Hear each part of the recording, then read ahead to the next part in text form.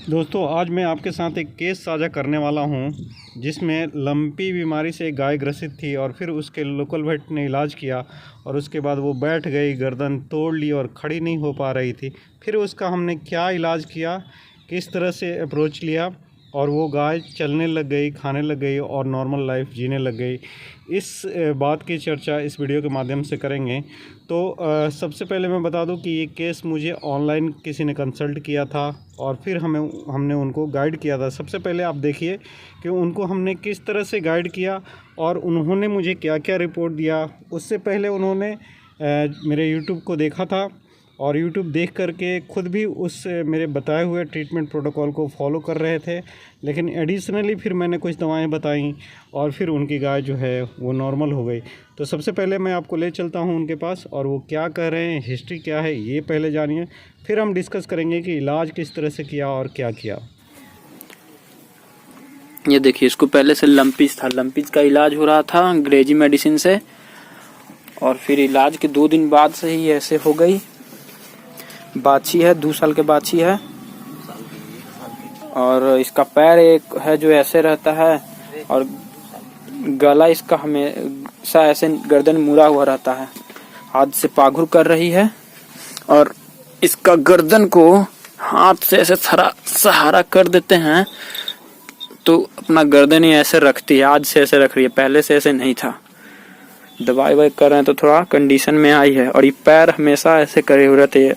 पैर में कुछ प्रॉब्लम है शायद और इसका ऊपर का ये मसल्स ये सब जो है ना कुछ फूला हुआ लग रहा है। ये सब लग रहा है जैसे कि सूज गया है ऐसे हवा में। बाकी टाइम गर्दन इसका ऐसे रहता है, हाथ से थोड़ा सा ऐसे सहारा कर देते हैं ना, ऐसे कर देते हैं सहारा हल्का, तो गर्दन इसका हवा में रहता है। फिर कुछ देर बाद नॉर्मल कर लेती है। तो देखा आपने, ये जो गाय है अपन खड़े होने में असमर्थ है और अपने गर्दन को तोड़ के रखती है। तो इसका जो कारण है वो जो दवा का इस्तेमाल किया गया है आइसोफ्लुपेरिडोन वो है। लंपी के चलते ऐसे सिम्टम नहीं आते हैं। तो इसमें मिसयूज़ ऑफ स्टेरॉयड हुआ है। जो आइसोफ्लुपेरिडोन वो पोटेशियम के लेवल को डाउन कर देता है और जब पोटेशियम लेवल डाउन हो जाता है तो एनिमल जो है खड़े होने में असमर्थ हो जाता है, गर्दन तोड़ देता है। और फिर भी आप देखेंगे तो एक चीज़ टिपिकली कि वो जुगाली करते रहता है। अगर उसके मुंह में आप चारा खिलाएंगे तो खा लेता है। तो इस तरह से इसे हाइपोकैलेमिक डाउनर काऊ के लिए सस्पेक्ट किया गया और फिर हमने इसका इलाज किया। तो इलाज में हमने लंपी और साथ साथ हाइपोकैलेमिया दोनों का ही इलाज किया और फिर वो जो गाय थी ठीक हो गई। तीसरे दिन से वो चारा पकड़ने लगी और खाने लगी और चौथे पाँचवें दिन से खड़ी होके चलने लगी। जैसा कि आप यहाँ पे देख सकते हैं कि ये गाय जो है चल रही है और इसको चलने में कोई दिक्कत नहीं है। तो इसमें हमने इलाज क्या किया था ये आपको जान लेना चाहिए। तो इसका जो इलाज था, हमने लंपी में सेकेंडरी इन्फेक्शन ना हो इसको कंट्रोल करने के लिए इसमें एंड्रोफ्लॉक्सासिन का इंजेक्शन दिया। फीवर रहता था उसको कंट्रोल करने के लिए कीटोप्रोफेन का इंजेक्शन दिया था। और मेन जो फैक्टर था, प्रॉब्लम था जिसके चलते खड़ी नहीं हो रही थी, पोटेशियम लो था, उसको मैनेज करने के लिए हमने इसमें पोटेशियम क्लोराइड का जो ह्यूमन में सिरप आता है पॉट क्लोर, उसका इस्तेमाल 200 ml सुबह शाम लगातार 3 दिन तक किया था।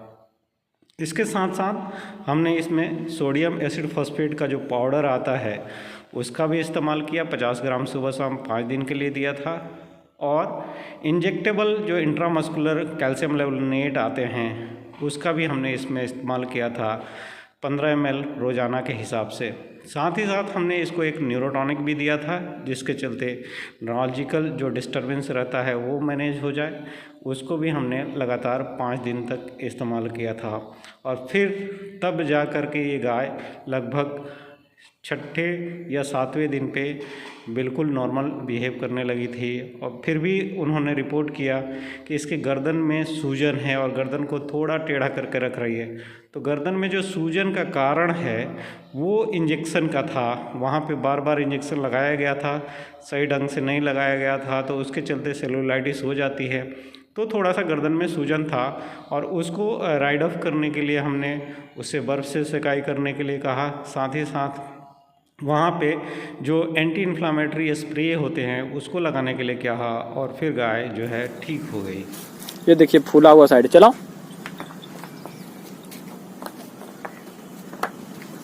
ये सब इसका जख्म है, ये लंपीज का जख्म है और एक गिरी हुए होने के कारण ये सब छील गया था। चलाओ इसको, अभी कुछ दिन पहले ही खड़ी हुई है, चलाओ। चलो ना। ये देखिए फूला हुआ, ये सब टाइट है, इंजेक्शन इधर लगा था, लास्ट टाइम एक लगा तो था और ये काफी फूला हुआ है। फूला हुआ वाला पार्ट ये है।